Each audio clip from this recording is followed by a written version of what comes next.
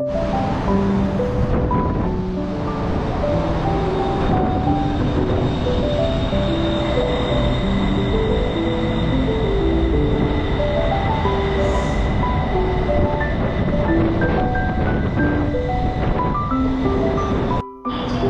ดีครับทุกคนตอนนี้ผมอยู่ BTS สถานีปากน้ำนะเดี๋ยวกำลังจะไปองค์พระสมุทรเจดีย์นะครับก็เดี๋ยวจะนั่งเรือต่อเรือไปนะตรงนี้ก็จะเป็นสกายวอล์กนะเพื่อน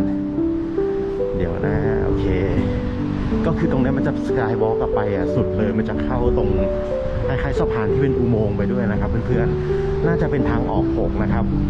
เดี๋ยวตามมาดูนะครับเพื่อนๆผมเคยมาแล้วครั้งหนึ่งนะมันจะเป็นสกายวอล์กเดี๋ยวเราเดินสุด BTS ใช่ไหมก็จะไปต่อกับที่เป็นอุโมงค์นะฮะแล้วก็ไปสุดทางนู้นแล้วก็ลงตรงเดี๋ยวนะเลยหอนาฬิกาไปอีกนะจะตามมาดูนะครับ